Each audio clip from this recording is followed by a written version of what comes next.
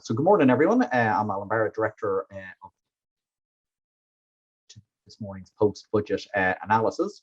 So this is an event that has been going in some shape or form for quite a long time. The older viewers this morning will remember that the post-budget analysis used to typically appear in the Irish Times as an article, and I do believe Tim Callan may have joined us this morning. So Tim, in particular, will remember those articles and the stress that used to go into turning them around.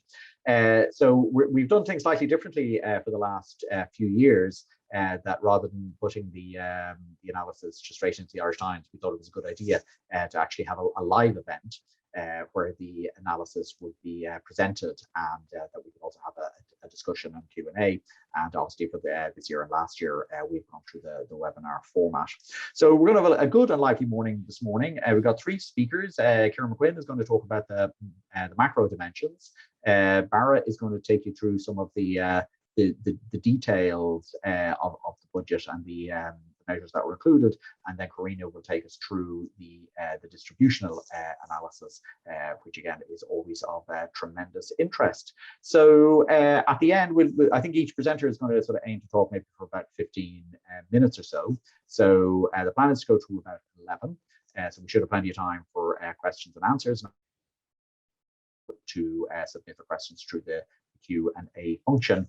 And if people want to tweet about it, I think we normally use the just the simple hashtag ESRI events. So if you do want to tweet and have the discussion through that route, again, hashtag ESRI events, that would be great. I'll be chairing until about 11:45 or 10 to 11. I need to run off at that point, and I'll hand over the chairing duties to Kieran at that point, but we'll come back to that later.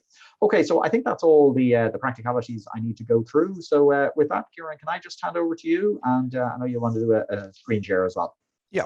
Thanks very much, Alan, and good morning to everybody, and thanks very much to the organisers for the invitation to present. I think in terms of the context for the budget, I think it's fair to say that the budget is framed and indeed last year's budget framed against a very unique set of circumstances, which certainly makes it difficult to assess the appropriate policy stance. But I'm sure obviously also made it very, very difficult to put the budget together in terms of getting the correct balance, if you like. So obviously the pandemic necessitated significant increases in government revenue as a means of supporting household incomes and firms. And the kind of policy action which was undertaken by the Irish authorities in a very swift manner largely mirrored that of most European and indeed Western economies. And I think general consensus, it was a very successful policy in, if you like, insulating the economy from the worst effects possible from the pandemic. However, it is clear, and indeed even early on this summer, it was evident to ourselves that the economy was recovering in a very robust manner in the present year. And indeed, of course, it actually technically registered growth last year. But this year, clearly, now I think the general consensus is that we're likely to experience double-digit growth. And generally, I suppose, when one does observe such growth, and particularly, of course, remember the economy was growing very, very robustly before the pandemic, it would naturally give rise to risks of overheating in the domestic economy. However, still worth bearing in mind, unemployment is still 10%. So that does reflect the fact that we have still have significant slack in the labour market. And I think it's fair to say, even amongst most forecasters, there is a degree of uncertainty as to how the labour market will evolve moving into next year. Still a lot of questions about the effects of scarring, for example, of the pandemic. So also, I think another important point to note, maybe a more slightly longer term perspective, is that the recent increases in spending which we have observed, and these predated the pandemic to a certain extent, you could argue, and we'll talk a little bit about this later on, may reflect the lack of spending, in particularly increase in spending during the post-Great Financial Crisis recovery. So if we look at spending trends from 2013 onwards, we see that they were relatively static, even at a time when the economy was growing very robustly during that period. So some of the recent increases in spending, even setting aside the pandemic, have to be observed, I suppose, in that context. As I said, we'll discuss that a little bit later. So overall, it does make the appropriate policy stance quite difficult to assess in terms of this particular year. So what I'm going to do is briefly kind of look at the recent growth performance as to why we think the economy is growing so strongly, because that ultimately is underpinning a lot of the kind of the fiscal policy at present.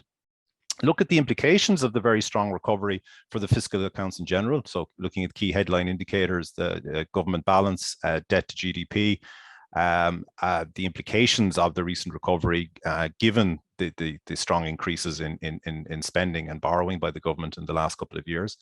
And then looking at the overall budgetary stance, I'll take a slightly more longer term perspective. So what I'll do is I'll couch the present stance in a review of kind of looking back over time at recent increases in government expenditure, and indeed just taking the kind of official forecast going forward to see where it stands in terms of the overall stance. And crucially in doing that, I look at it in the context of the growth of the economy, because I think that's an important consideration. You know, a lot of commentary sometimes is about the increases in expenditure which have occurred, but of course you have to look at that in the context of the fact that the economy is growing and has grown very robustly over the last period of time. And then finally, just to finish up with our kind of overall assessment of fiscal policy going forward in light of that. So in terms of the recent growth performance, as I said, I mean, the economy this year, our official forecast is that it'll grow by 12.5%. Others are going with slightly more robust figures. But I think the general consensus is that overall headline GDP is set to increase very sharply. Crucially, underpinning that, modified domestic demand, probably a much better indicator of certainly of domestic economic activity, is also expected to grow very robustly at around 7% in the present year and also into next year. Of course, last year there was a big difference between headline GDP and modified domestic demand. One increased by almost 6%, whereas the other contracted by 4%. But this year we see all of the economic indicators are moving in the same direction. And that robust economic performance is resulting obviously in improvements in the labor market, with the significant fall from the very high rates of unemployment during the midst of the pandemic back down to rates of approximately 9-10% at present. And also, of course, it eases the pressure on the public finances, and we'll talk a little bit about that. In terms of where the main engines of growth or drivers of growth are coming from, as I said, last year we had this relative anomaly of the Irish economy actually registering growth as far as headline GDP was concerned. But of course, that was mainly down to the performance of a relatively small number of sectors in the export side of the economy, particularly multinational side of the economy. And that led to overall headline GDP increasing. But of course, if we looked at domestic sources of growth last year, consumption, investment, these all registered substantial declines, and overall modified domestic demand fell by around 4% last year. This year, we continue to see a strong performance and a more broadly based performance as far as the export sector is concerned. But of course, what we're also seeing is with the easing of public health measures, we're seeing a very strong pickup in domestic sources of growth. So consumption and underlying investment all growing very, very strongly. And that combined with the export performance is giving you the strong double-digit growth that we are presently set to experience. And so therefore, that gives you a picture then and a flavor as to why the unemployment rate is coming down and has come down quite sharply. I guess the key question in the labor market is how much that unemployment rate will fall as we move into next year, as I said, given the potential for things like scarring effects, etc.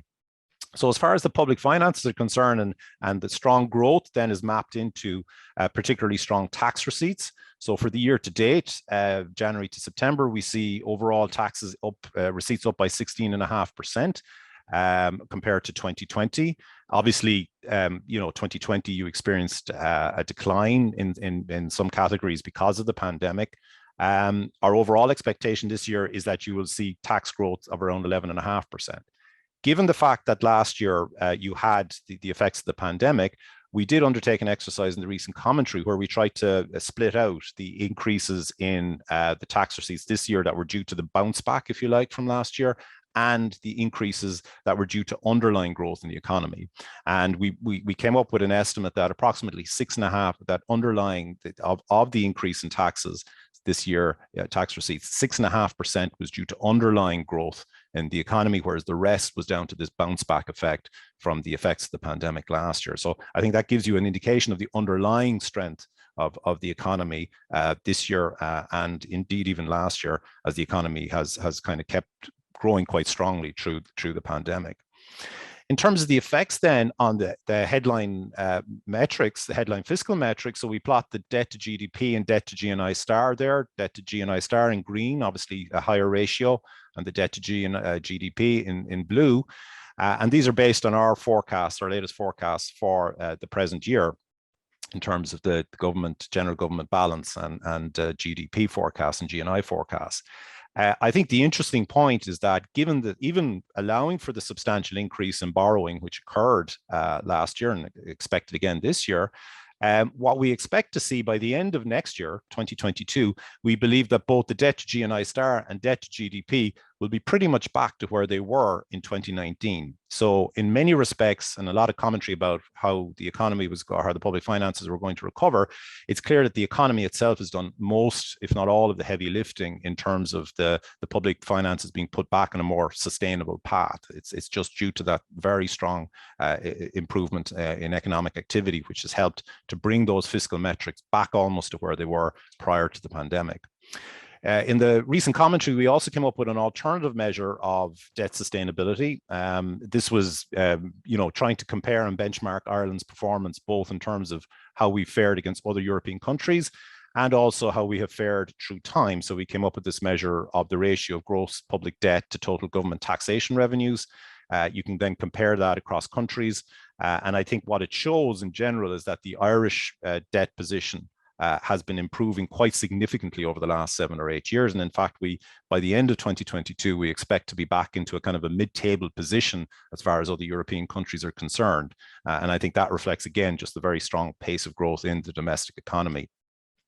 So what I'm going to do now is to talk about the appropriate budgetary stance, or the recent increases in expenditure, and to put them, as I said, in the context of economic growth, because I think it's important to benchmark movements in both current and capital expenditure over time, in the context of how strongly the economy is performing. So what I've got here is a ratio of current expenditure, which is in the blue line, as a percentage of GNI star, and the ratio of capital expenditure, which is the red bars, again, as a percentage of GNI star. So you can read the ratio of the current expenditure from the left axis, so it's in percentage terms, and you can read the percentage, the capital investment as a percentage of GNI star off the right-hand side axis, and again, it's in percentage terms. And I've plotted it back to 2005, just to kind of give you a sense of context, if you like, for the present position. So what you see, obviously, during the Celtic Tiger years is a dramatic or a significant increase in both current and capital investment, capital expenditure, as a percentage of GNI star, reaching a peak there in around 2009. But what we see thereafter is, significant fall-offs in both the ratio of current and capital expenditure. Capital expenditure in particular fell off quite dramatically post the financial crisis. But similarly, current expenditure remained at best relatively static. And of course, because GNI star was increasing sharply during that period, meant that ratio was actually falling through time and kept falling until around 2019. Thereafter, you see the significant pickup due to the COVID-related measures, but also, of course, there were some increases in expenditure beginning to come through in both current and capital expenditure over that period. The 2022 figure is the actual figure, budgetary figure from last Tuesday. And what I've done in the forecast period is I've taken the forecasts from the latest budget documentation. And again, this is assuming that the government sticks to that expenditure levels over the next couple of years. And what I've done is I've looked at it in the context of a fairly modest increase in expected GNI star of around 4% per annum between 2023 and 2025. And what you can see is that even allowing for, sizable increases in expenditure, which are envisaged, you can see that it's remaining, as a percentage of GNI star, it's remaining very stable over the forecast period, and certainly lower than, the kind of the very high rates that we observed at the peak of the Celtic Tiger.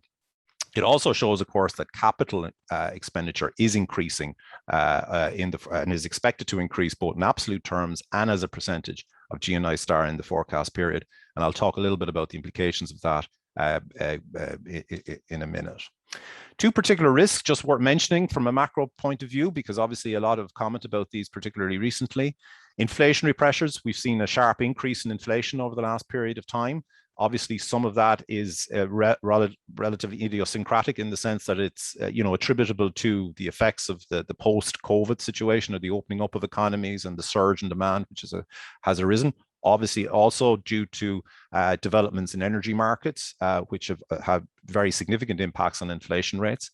Our general consensus is that we expect inflation to continue to rise into the new year, but we believe that through the end, by the end of 2022, inflationary pressures will have begun to abate, and you will be back down to rates of inflation of in and around 2% by the end of 2022. The average for the year next year, we expect around 2.5% and 2.3% in the present year.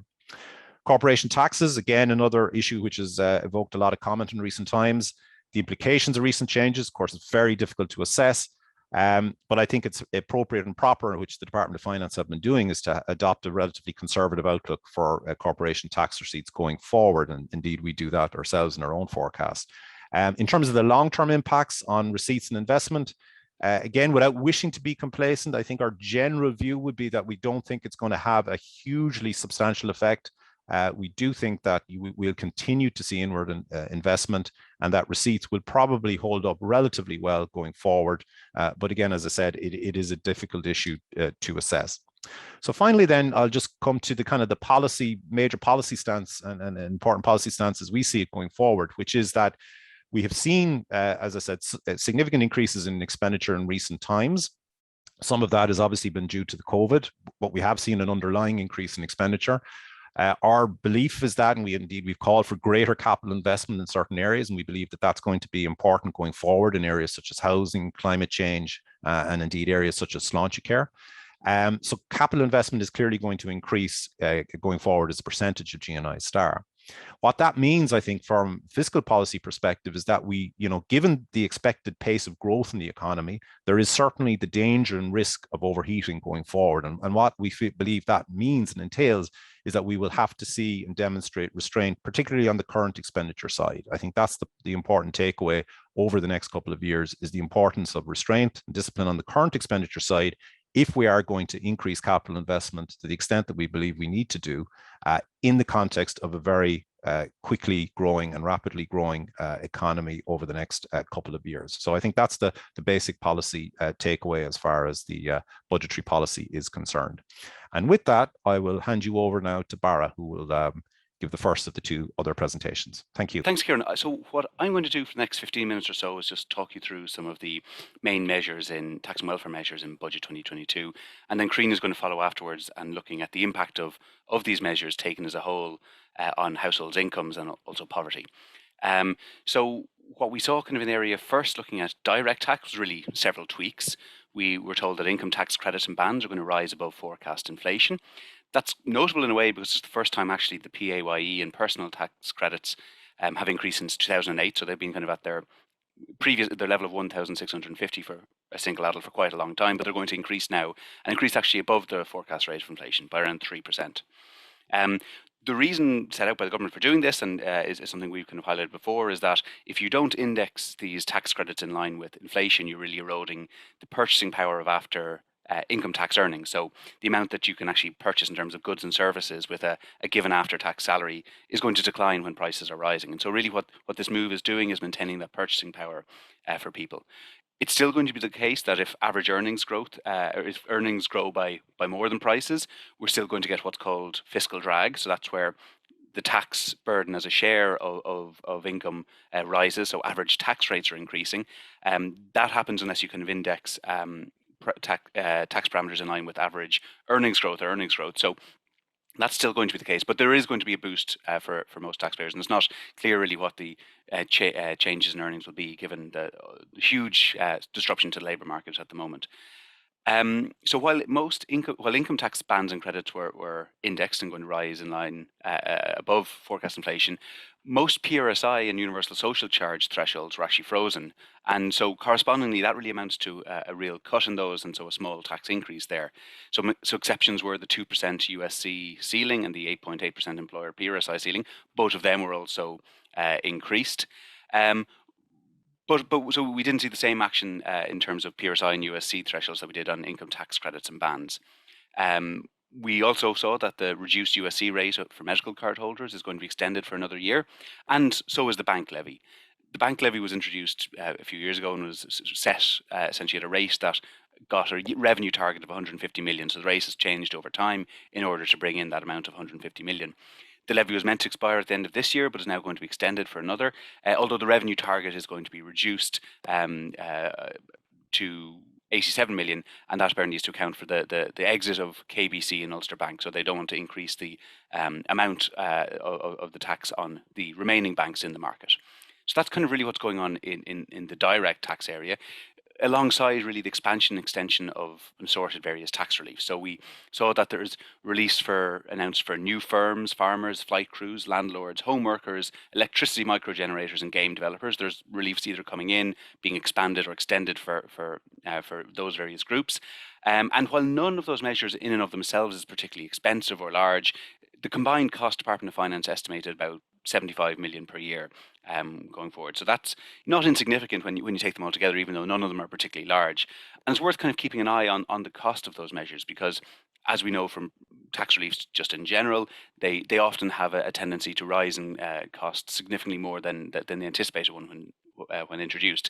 And a case in point of that really, I suppose, is Help to Buy.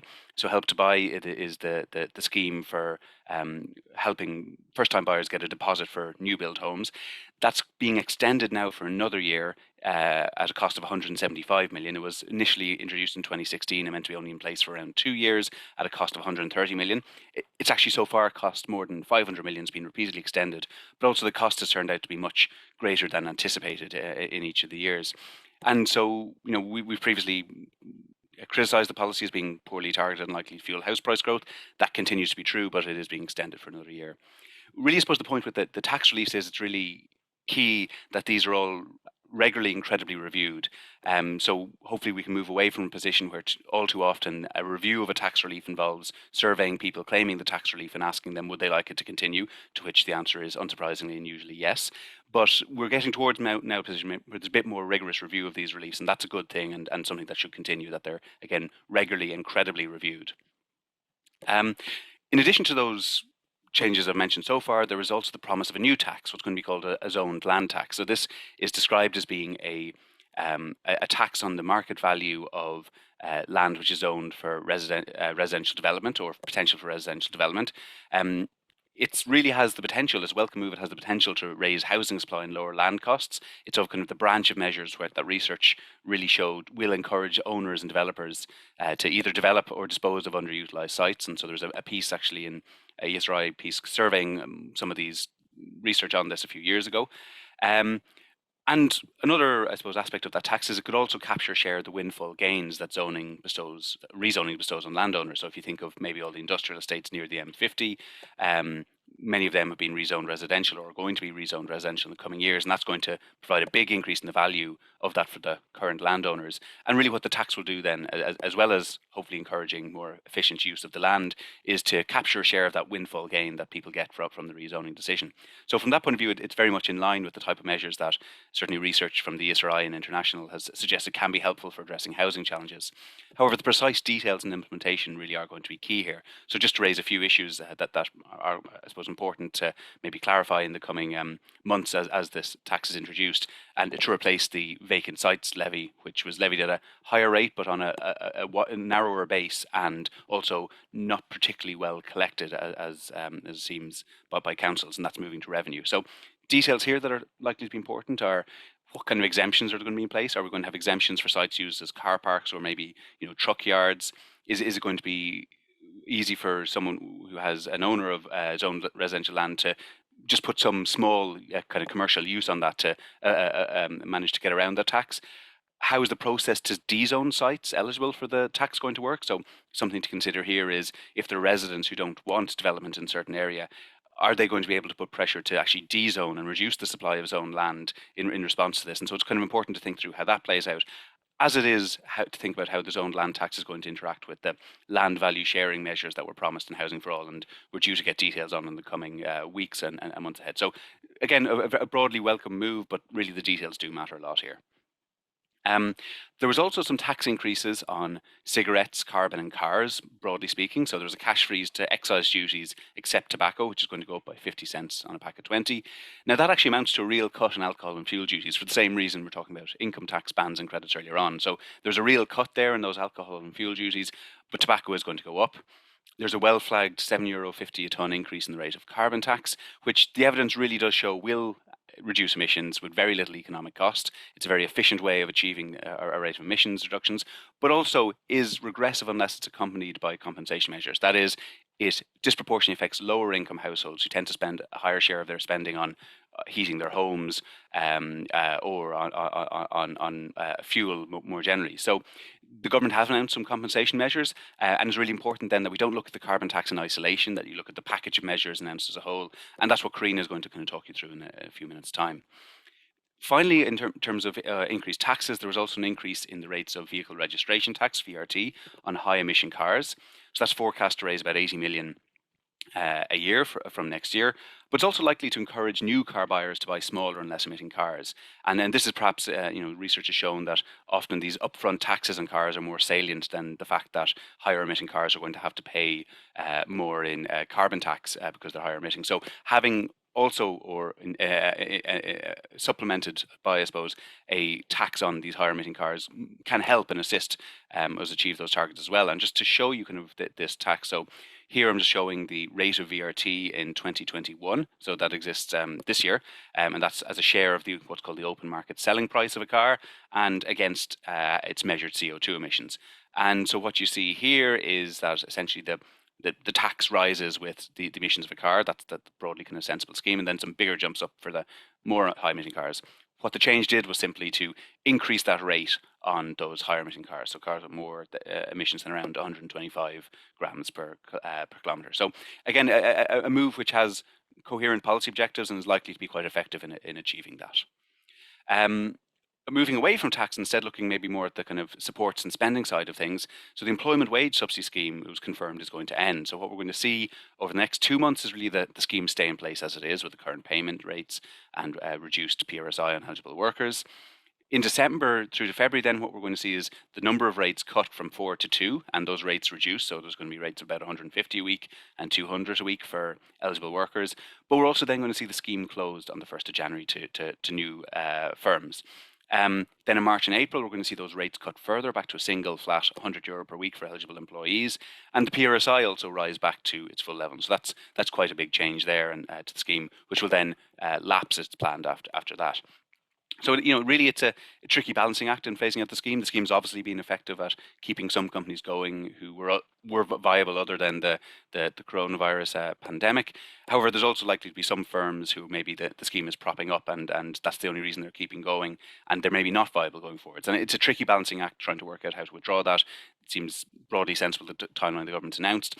One thing we would highlight is that increasingly the employment wage subsidy scheme is supporting young and female workers. So just to show you that, what I'm plotting here in the blue bars is the number of claims for the TWSS, the precursor to the EWSS, over time. And you can see kind of it peaked back at around 500,000 back in summer last year. It kind of came down and went up a bit around Christmas. It's come back down again, and then it ticked up a little bit over the summer, but now we're at around a little bit over 300,000.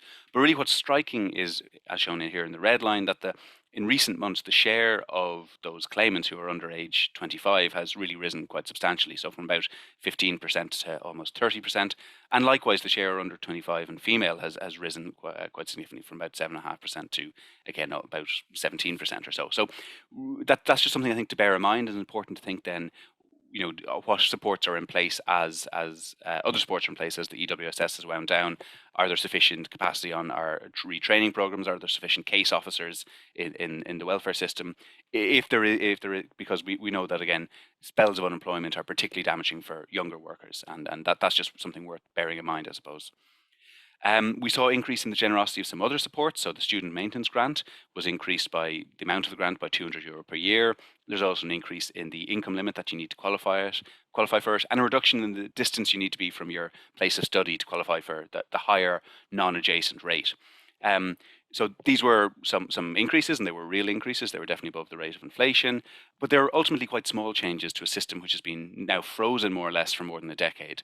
And even going back further than that, the system is kind of I suppose, diverged from how it was when it operated earlier. So it used to be the case that the full grant that you could get for student maintenance was roughly the same as the job seekers rate, the maximum one, the non-adjacent one, back in the 1970s. Now it's really only 30%. And so this was something highlighted in recent ESRI research, that there's maybe this is in need of a more fundamental review, and I think there is one ongoing in the Department of Higher Education at the moment. So this is really something where maybe there's a small change would be very welcome for those students who are claiming it, but there's maybe a need for more systematic look at the student maintenance grant.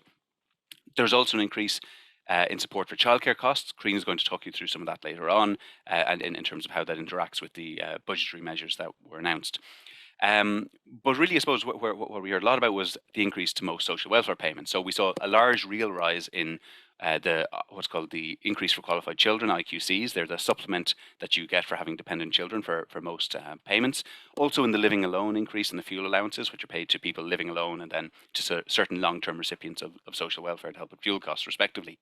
And that's going to particularly benefit recipients of core welfare payments with children or who are living alone.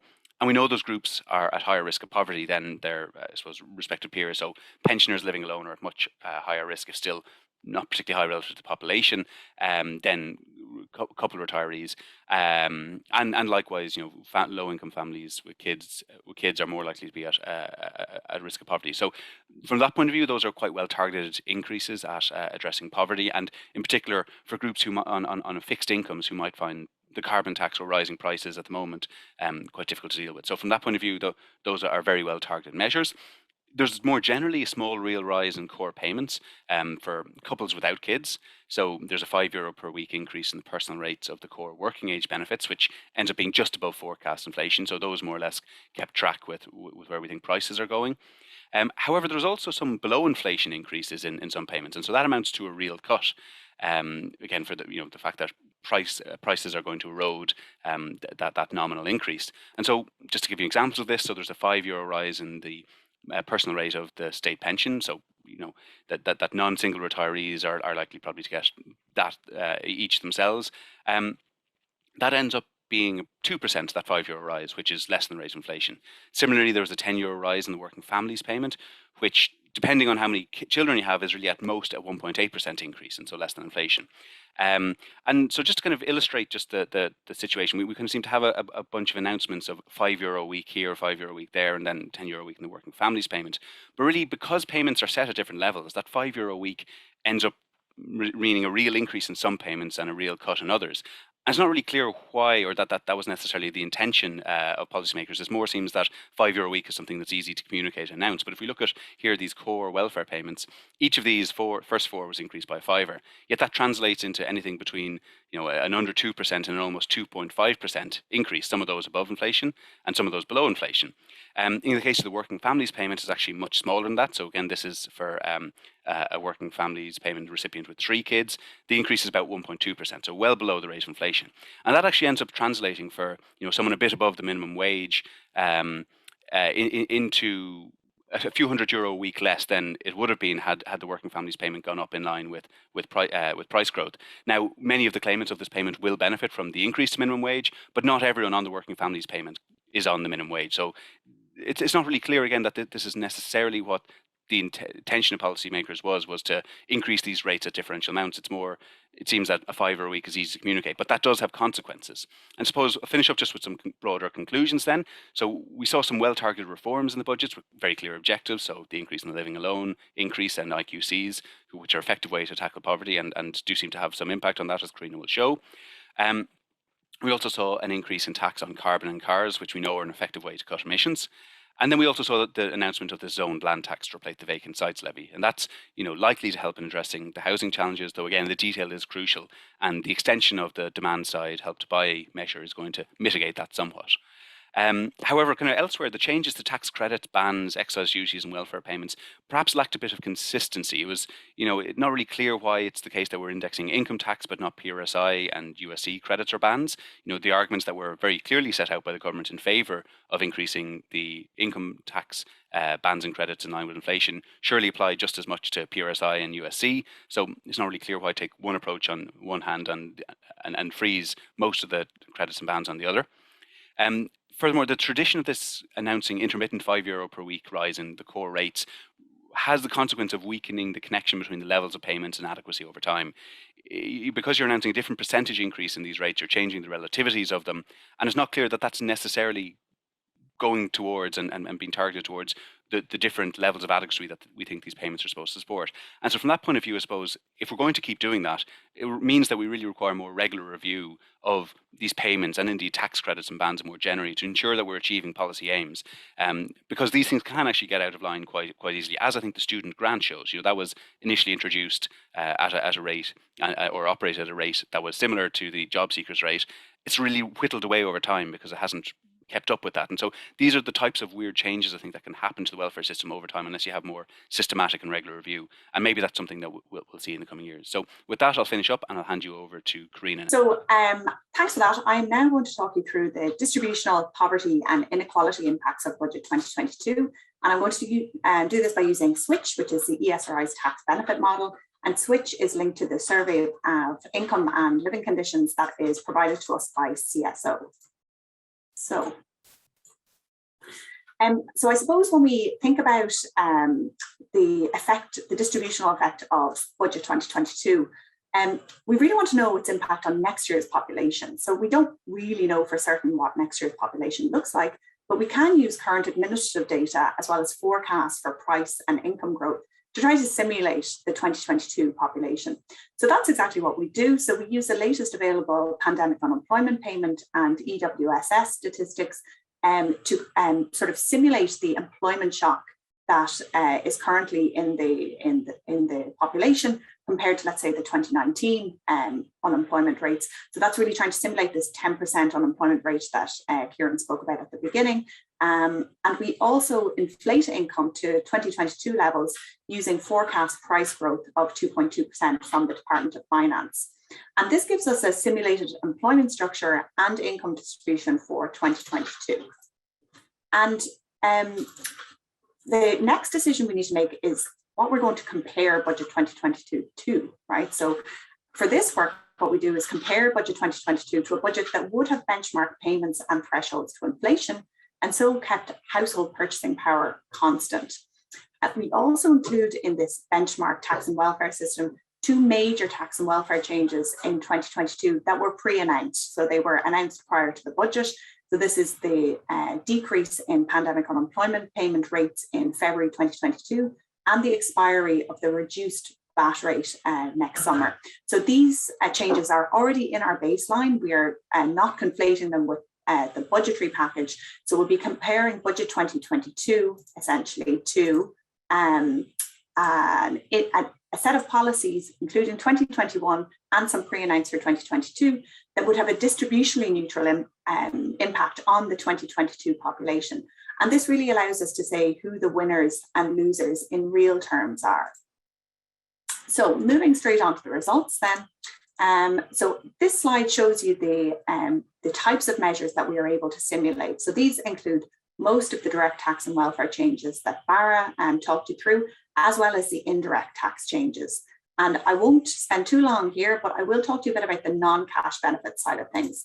So the budget announced changes to the National Childcare Scheme. So the National Childcare Scheme is composed of a means-tested subsidy for children in registered childcare for low-income families, as well as a universal subsidy, which provides a small subsidy to all children aged 0 to 3 who are in registered childcare. And the reforms announced in the budget extend that universal portion of the childcare subsidy to children over 3 years of age.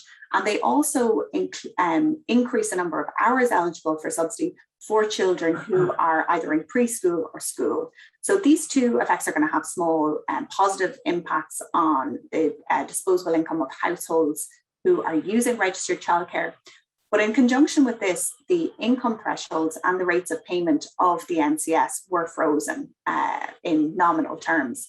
Now, so the rates of payment being frozen may not be problematic because Minister O'Gorman has suggested that there will be a commitment from childcare providers next year not to raise prices. But the fact that income thresholds were frozen does mean that if households experience income growth, which is quite probable next year given inflation and wage forecasts, some of them will lose some of their subsidy as a result of this because income thresholds are being frozen in nominal terms. So we're going to look at the effect of these changes to the National Childcare Scheme altogether as part of this analysis. I'd also just make the point that all of the policy changes that we are modelling, we model it as being fully in place with no behavioural impact. So that means that changes that took place the day after the budget, like the carbon tax increase, are treated the same as changes that are going to come into effect in 2022. And we assume no behavioural impact, it's no labour supply response, and no change to households' consumption behaviour. Okay, so this chart shows the direct tax and welfare measures and how they compare to a price-adjusted budget. So on the horizontal axis, you'll see percent of disposable income. So this shows the percent of disposable income gained or lost as a result of budget 2022. And on the horizontal axis, you'll see households grouped into 10 equally sized groups, ranging from the lowest income decile to the highest income decile. And if I can draw your attention to the all bar at the very end, this shows that households on average will experience a real income increase of just under 0.2% of disposable income. So this is very small, but it is a real increase. So at the very least, household purchasing power is being maintained on average as a result of budget 2022. Now, if we look a little bit throughout the distribution, you can see that the pattern is a little bit different. So at the bottom of the distribution, we have higher gains, higher real gains for households. And that's because these households are benefiting from above average increases or above inflation increases, should say, to some social welfare payments like the fuel allowance and like the living alone allowance. Further up in the distribution, there are also slightly higher gains for households because these households are benefiting from tax cuts, so from the indexation of tax bands and credits, which was also above inflation. So it's really the middle income deciles who are not benefiting as much from the direct tax and welfare measures.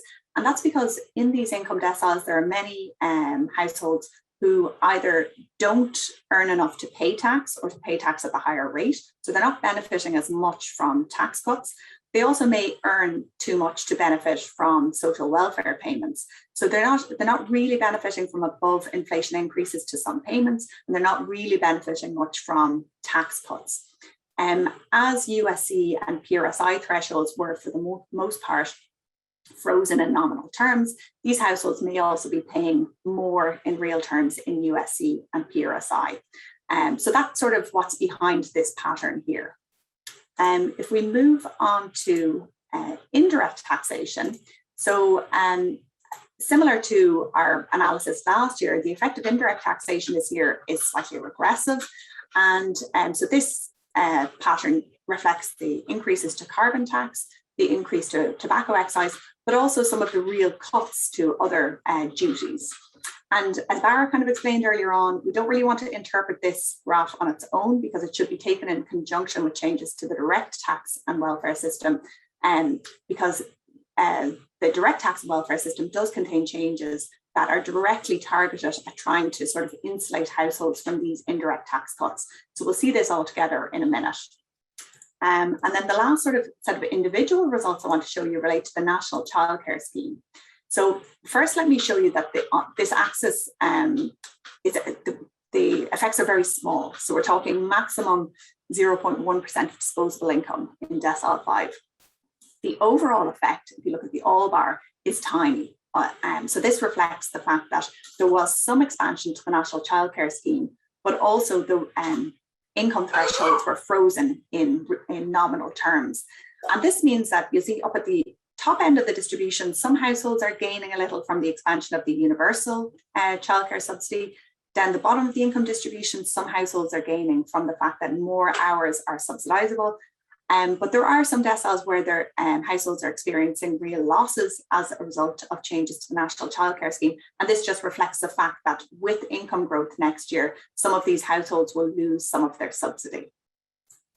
Okay, so if we look at all of that together, what you'll see is that kind of U-shaped pattern is still evident, but the magnitude of these changes is very, very small. So looking again at the all bar, we would conclude from this that really there is no change on average to household incomes as a result of budget 2022. So this means that on average households are maintaining their purchasing power as a result of the direct tax and indirect tax measures.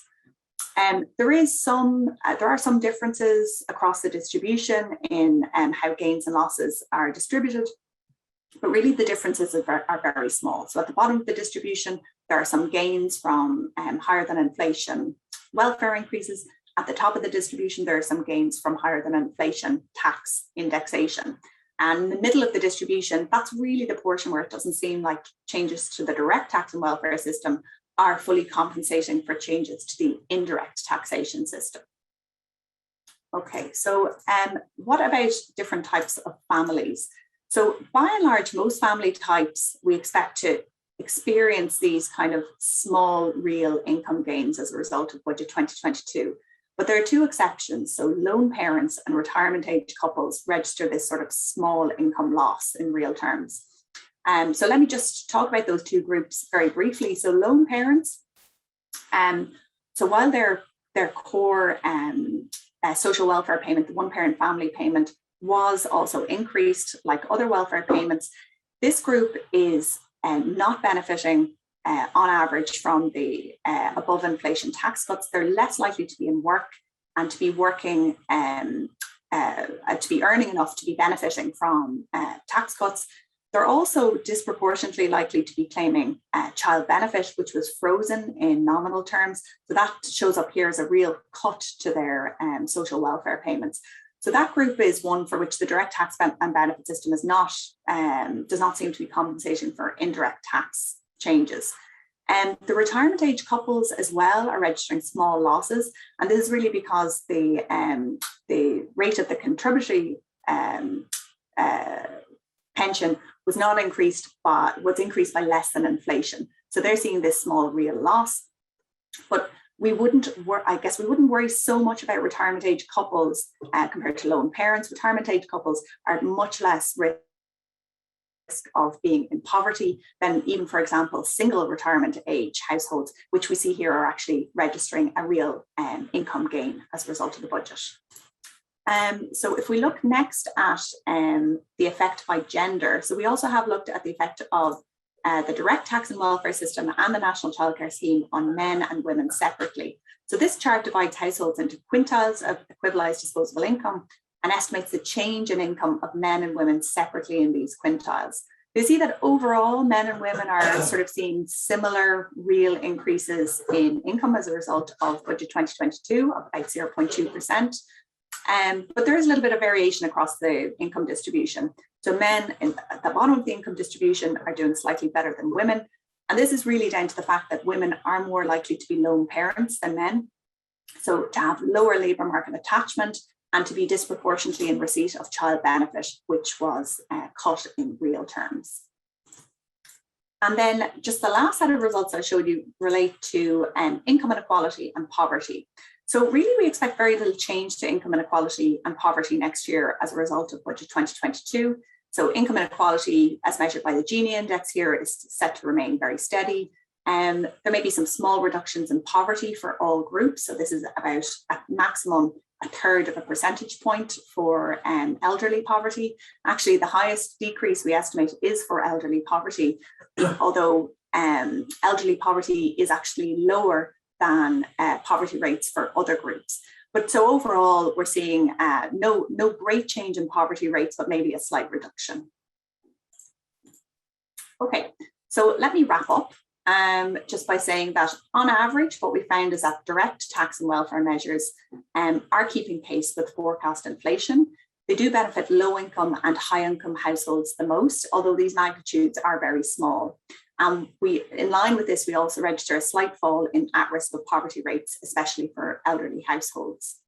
In terms of indirect tax, we found that this affects low-income households the most, but taking this in conjunction with the direct tax and welfare system, we find that income losses due to indirect tax are more than offset by direct tax and welfare measures for most groups. And let me maybe just finish by saying that there is some uncertainty around inflation forecasts for next year and wage growth. So if inflation increases by more than forecast, or if wages grow by more than prices next year, the estimated gains we're reporting here could very well be eroded. So I will finish up there and hand back to the chair. Great, thanks so much, Karina, and thanks earlier then to Kieran and Barra, who might want to rejoin us then for the Q&A session. So again, I'm going to encourage people to submit some questions through the Q&A function, and initially I'll try and pass them on to the relevant folks, and then a while. So we've got, there's only 20 past 10, we've got about half an hour or so. There was a question earlier on, actually, which I know Barra answered through the Q&A function, but the slides that were just presented will be on the ESRI website later. So if people want to dig in deeper there. Okay, so Karina, this looks like a question for you from Paul McElvenny. You can probably see it. So Paul is noting that in the distributional impact, adjusted for prices and taking into account direct and indirect welfare and tax changes, so the standard things that we do over the years, the results are quite different from the results shown in budget 2022. And specifically, I'm guessing what Paul is referring to is the Department of Finance produced a distributional analysis using the ESRI switch model, but it seems to come up with a slightly different figure. I think I know the answer to this, but I'll hand it to you to give the proper full answer. Yeah, so this question comes up most years, I suppose, and the answer is that we compare the budget every year to an indexed version of the budget. So we compare it to a budget that would have kept people's purchasing power and living standards constant, that would have been neutral, distributionally speaking, that wouldn't have led to increases in inequality. We do that by inflating all tax and welfare parameters by either forecast inflation or forecast wage growth. So our comparison is different to the Department of Finance's comparison, because they do not compare to an index budget. So they would have been comparing to budget 2021 without adjusting for inflation. Okay, thanks. Discussions over the years about philosophically what is the correct way of doing it. Do you want to just say a word on why does the ESRI do it that way, and do you think the Department of Finance, I won't use the phrase they're not doing it incorrectly or wrong or anything like that, but why does the ESRI choose to do it the way it does? I can have a stab at that, and I'm sure Mara might want to come in. I think there was a really good paper as part of our Budget Perspective series a couple of years ago that Tim Callan did, that showed what would happen if you didn't index these things, right? So if you, you went all the way back to the 1980s, and if you didn't index these parameters, it does crazy things to poverty and inequality. So for us, conceptually, the correct way to think about this is how does the budget for next year look for the population next year if their living standards were the same as they are this year? So that's kind of I suppose the philosophical question we're asking. When you're doing it on a long-term basis, it's very important to adjust for these things, and we do this every year, and we sometimes take a multi-year perspective. But it's not to say that the way that the department are doing it are wrong. They just have a different question in mind. Great, thanks for that. Another one for you, Karina, and by coincidence, it's from Matt McGann of the Department of Finance. Very detailed or very specific question. So Matt is asking, did I understand, Karina, correctly that although the pension increase was slightly below inflation, the largest decrease in poverty was for the elderly?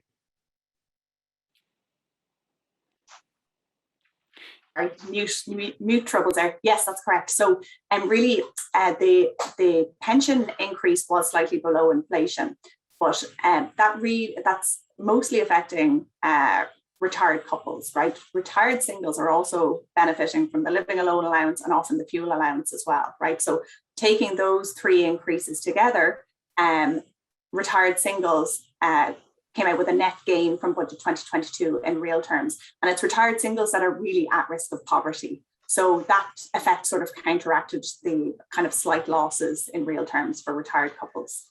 Okay, interesting, and I suppose showing the value again of looking at this through a switch prism where you're capturing, because again, I think instinctively where Matt is coming from makes absolute sense, but you've given a good intuitive answer on that one as well.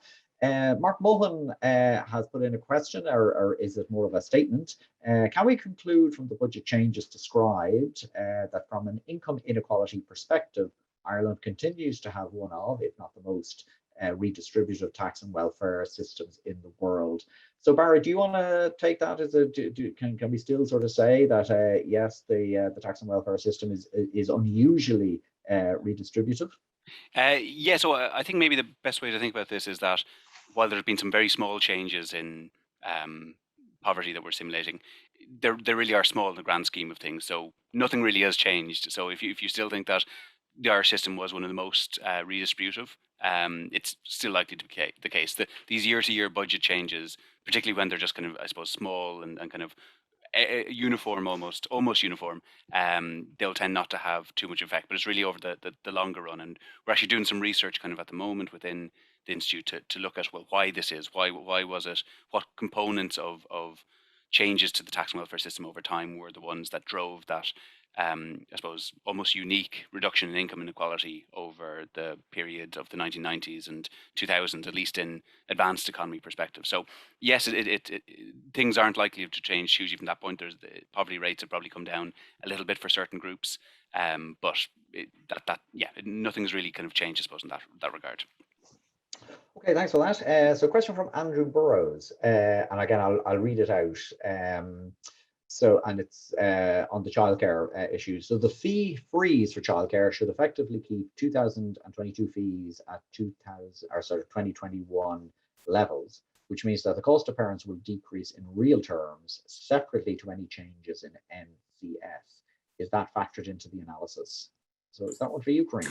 Yeah, it's a good question. So yeah, the part of the childcare budgetary package was ensuring fee freezes for children or for families next year. This is really for children in registered childcare. So we do know also that half of childcare in Ireland is unregistered; it's informal. But to the extent that fees in registered childcare should freeze next year, that will of course improve purchasing power for families with children. So that's not, it's not expressly factored into this analysis. We did run a scenario where we didn't index the rate of payment of the National Childcare Scheme, which I'd be happy to share with Andrew maybe afterwards. Doesn't change results a lot. One thing we could possibly do is, using our indirect tax model, we could look at freezing expenditures on childcare at 2021 levels versus 2022 levels. But that sort of involved a bit of model development, and it just wasn't something we had time for in the 3 days that we had to get this together. But it is something we could possibly do afterwards. Okay. Actually, I'd like to ask a question of my own. I'd like to put it to Kieran.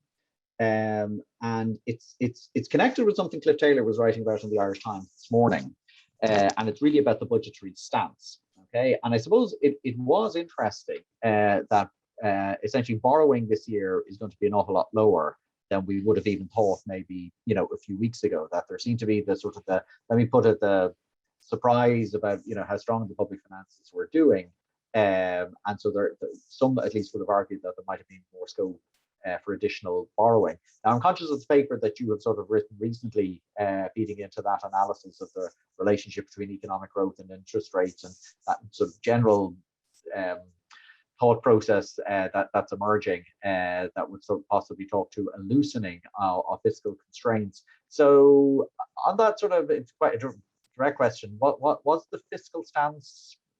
Maybe overly restricted? Did they get it right, or just I'd be interested in your reaction to that point? Yeah, I think the important point, Alan, it's a very interesting question. I suppose you're getting into the difference between the short term and the more steady state. So the analysis that we did, that paper that you're referring to about the growth rates and the borrowing, etc., that's I suppose more referring to a steady state situation, if you like, in a post-COVID situation where the economic turbulence that we're experiencing at present has passed, and you're back into more moderate times. And it's in that context then that you're saying that a mild deficit is sustainable essentially, and that there is significant revenues which could be raised as a result. But for instance, the kind of growth rates that we would have used in that analysis would be very much kind of steady, what we call steady state growth rates from Cosmo, if you like, over taking a longer term. So I think it was something like 3.5–4% growth rates. Clearly, what you have at the present is it's a much more volatile situation where you're talking about growth rates of potentially 12.5 or even higher this year. and you're talking about the exceptional circumstances of COVID, exceptional circumstances of COVID in terms of the huge budget outlay. So that's why I said at the start, it is very difficult to assess, because on the one hand, the government has obviously supported the economy. That's the correct stance. Everybody, I think most people would agree with that. Clearly, though, you do need to move back towards a more kind of sustainable path as far as the public finances are concerned. And I think that is happening courtesy of the very strong growth rate of the economy, but also possibly because the government took the stance that it did take the other day in terms of the overall package. So I think in terms of the overall assessment, I think they, broadly speaking, we would welcome it and say that it was, it was, I think, correct given those very different countervailing circumstances which we are presently in. But I think in terms of the more substantive point about borrowing on an ongoing basis, I think that, as I said, that's more kind of in the steady state when you're back to a more, I hesitate to use the word normal set of economic circumstances, but essentially that's the kind of scenario, I suppose, that you'd be talking about as far as that issue is concerned. Yeah, thanks for that. Actually, interesting reflections, I have to say. So Breda Ryan has submitted his question or a comment, but let me just read it out. So social welfare rates have remained the same for a number of years, and their purchasing power is lower than the last time they were increased. So the impression that working age payments will stay ahead of inflation is questionable. I don't know, Barra, do you want to give a Yeah, sure. So I think there's maybe two bits to that. One is that so inflation has kind of turned out to be higher than we anticipated, certainly over the last 12, 18 months. And so, for example, when we showed our budget analysis last year, we would have said that the increases that were made to the tax and welfare system then, which were very much kind of targeted at the very lowest income families, particularly those with kids and those living alone again, that we would have said that that left them better off because those payments were increased well above the rate of inflation that was anticipated at the time. So what's happened is that inflation has come in much higher than anticipated. So that that's going to have been eroded incomes at the bottom, a little bit more at the bottom. So in that sense, yes, the increases that were made last year were probably less, that were made with anticipated inflation in mind, and inflation ended up higher than that. So that's kind of one part of it. In terms of, I suppose, the other part of Breed's question or comment is about the future. And so we've kind of looked at the impact of these tax and welfare changes with a kind of inflation forecast in mind. That's the Department of Finance's. It's not dissimilar to other forecasts out there, but I suppose there is just the risk, and this is something we highlighted, I suppose, in the presentation, that if inflation does again end up being much higher than forecast, then yes, it'll be true that those kind of gains at the very bottom that we showed for working age families, particularly those with kids, are again likely to be somewhat offset and eroded. And so I suppose this is a question about how do you make up for higher than anticipated inflation, and do you it's hard to kind of build that into the system automatically. And, if you're thinking about, well, what rate are we going to increase payments at over the coming 12 months? You can only really do it in mind with the level of inflation. But the government then might want to bear that in mind next year and say, well, inflation's ended up higher than anticipated for the last 24 months or so. So maybe we want to look at, again, the levels of adequacy there. And that's, I think, maybe brings it back to one of the points mentioned during the presentation about there is a need to maybe more regularly review the adequacy of payments and also their coherence with other policy objectives such as incentives to work more regularly, so that we don't just get kind of minor change after minor change leading us in a direction that we didn't necessarily intend. And actually, just on the inflation issue, Kieran, where is thinking currently on the temporary nature or otherwise? So I know that debate's going on for a while, that you follow it closer than I do, so just curious to know where the discussion is at. Yeah, I think on balance, I think people still feel that the inflationary pressures are of a short-term duration, and as I said in the slide there, our thinking on it is broadly reflective of what most of the ECB and central bank and a lot of kind of I suppose respected kind of commentators are saying about the inflation situation, that we would anticipate, for instance, if we don't do monthly or quarterly profiles in terms of our forecast, but if we were to produce a quarterly profile of inflation, for instance, in 2022, what it would show is that we expect it to peak around the second quarter of next year, and thereafter ease, towards the end of the year, so that you'd end up with an overall average, I think, of 2.5% for the year, but more like 2% by the end of the year. I think, obviously, there's a number of factors. There is the kind of surge in demand, which I think is responsible for a lot of this, both domestically and internationally, in the aftermath, or after the public health measures have been eased across economies. And I think if you were basing your forecast purely on that factor, I think you would, very much be confident that it is a temporary phenomenon, and that once that kind of normal economic activity resumes, that you will see a return to the kind of lower inflation rates that we've become accustomed to.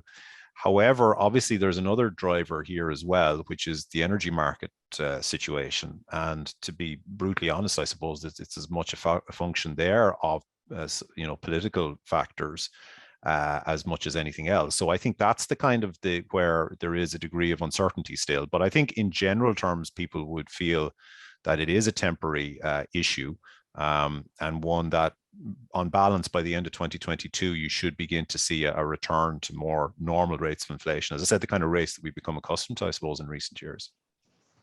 Okay, and staying with the inflation theme, Tricia Keelty has added a question.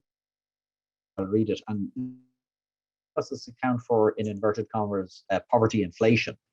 And how Tricia describes that, whereby low-income households can face higher than average rates of inflation during times when the costs of essentials such as food and energy are rising at a faster rate than headline inflation. So yeah, differential rates of inflation across different groups. So Karina or Barra, because the headline question is that factored into the analysis? Who'd like to take it? Is that Sorry, mute. Go on, Barra. No, sorry, go ahead. The short answer is no. So we're not taking differential inflation into account in the analysis, and that could very well have a differential impact for sure. Okay. Did you want to add to that, Barra, then, at all? Yeah, so just to say, I suppose that there certainly are some components of inflation, particularly energy prices, that we know lower income households, that makes up a larger share of their budgets, and so therefore they're likely to be disproportionately affected. But it's not the only source of inflation. There's also been increases to particularly restaurants and eating out, and that's likely to be more at the upper end of the distribution. And so it is likely the case that inflation, the inflation for the basket of goods that lower income families tend to consume has been increasing a bit more than others. But it's not necessarily clear that it's not uniform across all the goods that you might think. So that just add on that.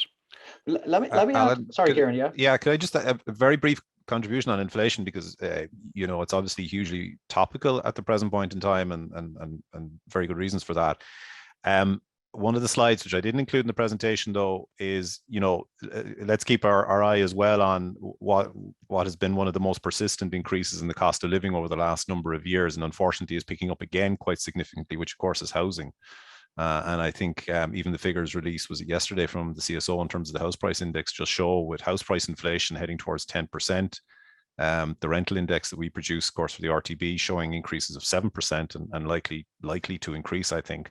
That is, for me, obviously, of course, the recent other inflationary pressures that have been discussed are very important. But I think the key one in the Irish economy on a structural longer term basis is that high cost of housing. And unfortunately, that is picking up again.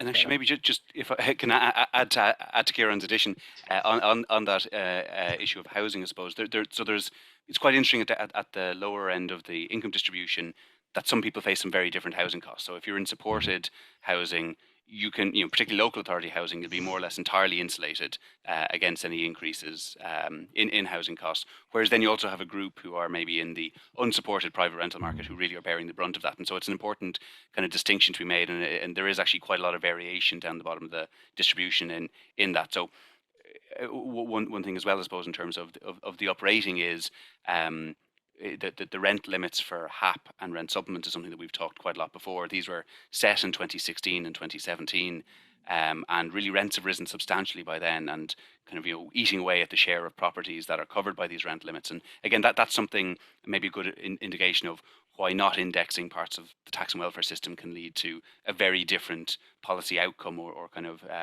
coverage than you intended when you introduced the policy. And so again, that's been the case again this year. The rent supplement and HAP limits haven't increased. There's going to be more families covered by the payments. They're going to move some more people over onto HAP.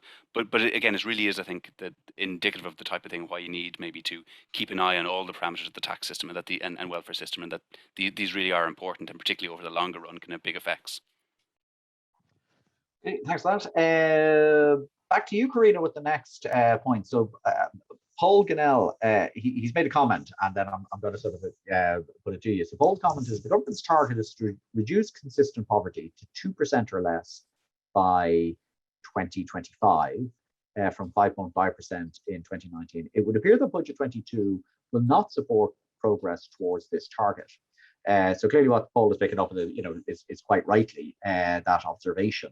That the poverty impacts and the sort of the inequality impacts are really pretty minimal. So, I mean, should the point be taken, is this a sort of put it bluntly, is this budget, is it a lost opportunity? Will more have to be done in the future? What's your reaction to that sort of a question? Yeah, so the government has set, I suppose, a very ambitious target of reducing consistent poverty to 2% by 2025. So consistent poverty means you're at risk of poverty by the measure that I've shown in the slides, but also that you are suffering from some sort of material deprivation. And that material deprivation is something that we haven't been able to say anything about in this work, because you need up-to-date survey data on whether people are materially deprived to be able to say anything about that. And obviously that information is not available for 2021.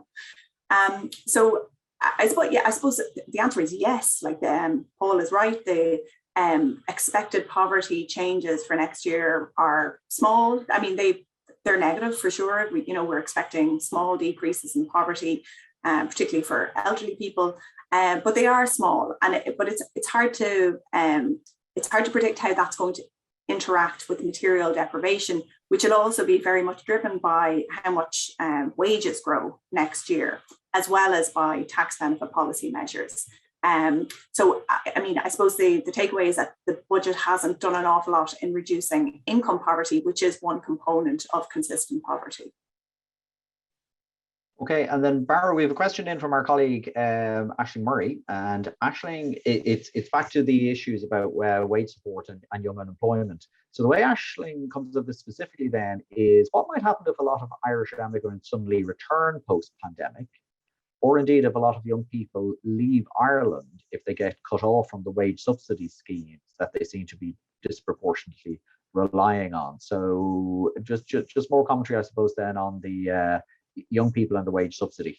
Yeah, so I suppose we've done work and published work earlier this year looking at, in particular, the impact of the coronavirus and the pandemic on younger adults, and also how it's kind of interacted with the lasting effect of the Great Recession on those adults. So something that was highlighted in that was that the labour market really actually was only just about recovering for younger adults on the eve of the pandemic, and then we had a pandemic which disproportionately affected the sectors that younger adults tend to work in, like hospitality, retail, leisure, and so on. So from that point of view, there's maybe good reasons to be kind of concerned about the prospects of younger adults with that kind of large, those two large shocks. One that we hadn't really fully recovered from, and then compounded potentially by the pandemic. So for kind of getting back then, I suppose, to what Aisling was asking, then, it might be a concern if lots of these younger adults who are disproportionately now being supported by the EWSS end up losing their job. That would kind of maybe crystallize some of the potential impacts that we've been worrying about. But again, what we're seeing in some other countries is that there's actually been very robust recovery in those areas when things fully reopen. And we should bear in mind that things haven't fully reopened, and maybe won't for another few weeks now or longer. But so I think it's just something to keep an eye on and to be aware of, and again to think to be sure that we have the capacity in place in our I suppose labour market activation policies there, that there's the capacity to help retrain people who lose their jobs in those areas and move into other ones, and also that, again, that there's enough caseworkers there in the system to deal with any substantial increase in claimants. Alan, can I just make a contribution as well on that? I think Sure. that's a very relevant point, because and I kind of briefly alluded to it in the presentation. The economy clearly showed during last year, and when you had the public health measures eased, that there was, a surge back or a surge in the fall in unemployment, and it reflected how, I suppose, how robust, as we were saying, the economy is. But I do think as we move forward particularly into next year, we are seeing unemployment at around 10%. And you're getting these very sharp falls from 30% down to 10%, or from whatever the peak was, we'll say, when the public health measures were at their peak. I think it's more when we now move back, or when we go lower than the 10% mark. I think that's where there is a degree of uncertainty as to how quickly the labour market will get back, for example, to the kind of the pre-pandemic rates of unemployment, which were just below the 5% mark, or at and around the 5%. So lots of potential issues around scarring effects, etc.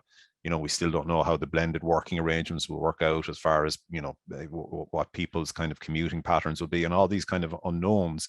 So I do think there is quite a significant degree of uncertainty around how the labour market will evolve over the next year. Now, we are saying ourselves that we think unemployment will fall to around 6% by the end of next year, but I do think that the kind of confidence intervals on those forecasts are a bit broader than what they usually would be. Okay, I'm going to pose one more question from the audience, and then I'm going to actually do something, which is I'm going to pose one last question, and I'm going to have to leave then. But I'd like to get a response. I'll hear it later. So the question from the audience, from Robert Lynch, and it's has any scenario analysis been done for higher rates of inflation, say 3.5%? Okay, so I suppose again, standard sort of question, given the uncertainty, has the analysis been done? And I suppose then, if it hasn't been done, can you give any sort of an intuitive answer as to what might have happened? And the question I'm going to leave before I hand over to Kieran then is the issue has been floating around out there as to whether or not carbon tax increases are needed when energy prices are going up so dramatically.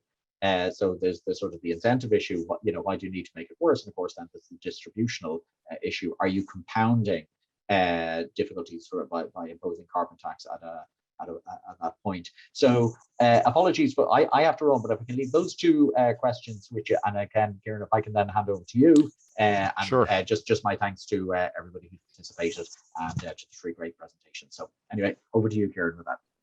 Thanks, Alan. Okay, so maybe if we go to Robert's question first, guys, on the scenario analysis concerning the higher inflation rate, and particularly the 3.5%. Who will I direct that to? I can take that one. So, sure. So the answer is no, we haven't done a scenario analysis. We might, so we'll have a published report on this next month, and we may well do another kind of run at things where we see what happens if there's a higher inflation rate. And in terms of the direct tax and welfare system, if inflation is higher than forecast, or if wage growth indeed is higher than inflation, that will mean that some of the small real gains that I showed you today, those are going to be eroded, and they may well turn into small real losses. I think probably the pattern is going to be pretty similar. It's still going to be that U-shaped pattern. So households at the bottom of the distribution will be better insulated, as will households at the top of the income distribution. But in terms of direct taxes and benefits, probably those real gains will be eroded. Maybe Barra wants to say something about the indirect taxation when he's talking about the carbon tax. Yeah, sure. On the carbon tax, I think maybe there's a few different things going on with this, but I suppose with the current price increases, really the main source of that is the increase in the price of oil and different types of energy in general, and the kind of squeeze there. And that's likely to be a temporary phenomenon. We know that energy prices kind of move up and down, so they're up at the moment, but they're probably likely fall again in the future. And I suppose what the carbon tax then is really key then in doing is setting the long-term price trajectory, because that's what really gets your behavioral responses. So that really drives not only the behavior of individuals in kind of thinking, well, I don't want to, next time I upgrade my car, I want to get maybe something with hybrid or maybe a plug-in electric, because I know the price of carbon is going to be going up in the future. But it also sparks firms to respond and to change their investment patterns. So that's really, really important, is that long-term trajectory. Now, in terms of maybe the compounding going to happen at the same time, one important distinction is for at least lots of solid home heating fuels, the increase in the carbon tax isn't happening until May. So by that time we might get some changes. However, maybe we want there is a case for maybe kind of looking at some kind of ratcheting effect. So really again that key thing is the certainty and the long-term price increase. And so if it could be credibly committed to that the carbon tax rise will come in, but we'll delay it a few months, that wouldn't be a big issue. But I suppose the issue then is about, can that credibly be done? And I think you get into a position where it maybe gets hard to say that, we're going to increase the carbon tax, but not quite yet. And you get into a situation where it never rises. So I suppose that's the difficulty in the trade-offs there. But really, again, it is that long-term price certainty or certainty on the direction of prices that they're going to go up on carbon that really gets your behavioural response. And again, the economic research on this really is clear that carbon taxes are very effective ways of changing behaviour. They do reduce carbon emissions, and the impact on wider economic activity is quite minor, particularly if it allows you to reduce taxes elsewhere, taxes that are more damaging in terms of taxes on labour or investment or the like. So again, that's I think the carbon tax is really important, and it's for that long-term change as much as kind of the short-term stuff, which you can do stuff around mitigation on. Exactly. Yeah. I mean, it's a structural change really that's being implemented here, and every year there potentially are reasons why you don't initiate the structural change. You can, I suppose, because it's always something you are talking about over the longer term.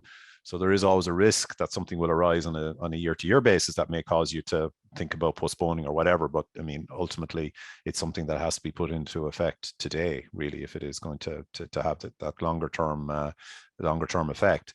I think there's just one contribution has come in there from Ger Gibbons of ICTU. Again, maybe I'll just read it out. So, Pathways to Work 2021 to 2025 commits to build on experience with TWSS and EWSS and to look at international experience such as Germany's, apologies if I mispronounce this, Kurzarbeit, to explore development of a new short-time work scheme, but by Q4 2022. With EWS finishing in April, will there be a policy gap after that? So that was a great attempt at Kurzarbeit scheme. We did some work on this earlier on this year. So we do have a short-time work scheme in Ireland. It's part of the social welfare system, though. It's not terribly generous when you compare it to other short-time work schemes like the German one or the Swiss one. And really, take-up of short-time work schemes has been found to be very dependent on how generous they are. And I think the Irish one is probably underutilised at the moment. So emerging from the pandemic, given we have this still high youth unemployment rate, high dependency of young people on the employment wage subsidy scheme, it is possible, and this happened after the Great Recession, that there was underemployment for many years afterwards. So that means that either youth unemployment persisted, or maybe they were employed part-time where they actually wanted to be employed full-time. And that leads to the scarring effect that we've already discussed today. So something like a short-time work scheme that was more generous and that didn't have the kind of cliff edges inherent in the current scheme. So in the current scheme, if you work, I think it's more than 3 days out of 7, you're no longer eligible. So it's not really about how much income you're receiving or how many hours you're working. It's really about the pattern of days. And given the fact that we're, moving into this hybrid way of working, that's going to be very difficult, at least to police, but it just might no longer reflect the way people work. People may not be, if they're working part-time because their employer doesn't need them full-time at the moment, it may not be that they're working 2 days in a row, or they might be working a few hours every day. And in that case, at the moment, they're not entitled to the short-time work scheme in Ireland. So I think there's definitely a case for looking at a redeveloped short-time work scheme. There are downsides to short-time work schemes as well, so we shouldn't forget that. They tend to favour insiders, people who already have jobs rather than people who are looking for jobs. And they can lead to some inefficient allocation of labour market resources, where people are kept on in jobs that maybe aren't so viable anymore, where they should actually be moving industry or whatever. But I think there's definitely a case to be looking at it. Yeah, and I do think it points to that broader point that, the headline indicators may suggest one thing, particularly as far as the labour market is concerned. They may be very healthy in the new year. They may point to a very, unemployment continuing to fall and falling down to possibly 6-7%, but that, you know, underneath, if you like, there are many different micro issues within the labour market which are there anyway, or have been there anyway, but which may well, of course, be exacerbated by the COVID situation, and the importance potentially of such schemes in that context. Okay, just wondering if there are any other questions. We're nearly coming up to 11 o'clock. I'm just trying to make sure here that all of the questions that have been entered have been. There was one comment, I think it was more, I'm not sure whether Alan picked it up. I think it was from Breed O'Brien, about the social welfare rates have remained the same for a number of years, and their purchasing power is lower than the last time they were increased. So the impression that working age payments will stay ahead of inflation is questionable. I don't know, does anybody want to pick that one? Yeah, so I think we had a brief coverage of it earlier, but yeah, but I Was think, there? Okay. no, but I think, yeah, the general, I think, point on it is, yes, we very much recognise the risks of higher inflation than anticipated can erode the incomes, particularly of those on fixed incomes, and that indeed over time we've maybe payments have been fixed, some of them for quite a while, and while inflation has been low, that does mean they're kind of falling behind over successive years wider living standards. And again, this I think really speaks to the need for more regular review of the scheme and the adequacy levels as a whole. And maybe that's the type of thing which could be done at the start of each Oireachtas term, that the incoming Minister for Social Protection gets together a group and sets out, well, what's the strategy over the next 5 years for where those payments should go? What payments do we think are aren't near where they need to be and are inadequate, and what need to be boosted? Because then that gives you, I suppose, objectives over the next 5 years for a trajectory of increases. It doesn't come to it that at each budget time you're just scrambling to see, can you find a few million or tens of million or hundreds of million for certain payments, but rather that you kind of have an objective and a strategy over the next few years where to go. And so again, that kind of more regular, systematic, wider review is maybe something which could boost that, and the same on the, I suppose, the income tax and side as well. You know, it could almost mirror the kind of the trend on the expenditure side, where they've set the kind of multi-annual expenditure levels. That degree of kind of consistency on a multi-annual basis is, you know, obviously to be welcomed, I suppose. So the more boring the budget, the better. Well, exactly. Yeah. Okay. Unless anybody has any last minute question or comment they'd like to pose, I think we're nearly up on time. So I'd like to thank everybody for contributing and participating today. Really great to get that kind of discussion, really. And I must just say, if I can, as far as my colleagues are concerned, I always feel they have the much more interesting job as far as the budget is concerned, in terms of delving down and looking at it from a micro level perspective, but also just to say, you know, how much work they get through in analyzing the budget in such a short period of time. So particularly like to thank them for their contributions today, Karina and Barra, and of course all the people in the background who helped to crunch the numbers and get through the work as well. So with that, I'll just thank everybody again for their contributions, and just to say that just echo the point made earlier, that the presentations from today will be available on the website.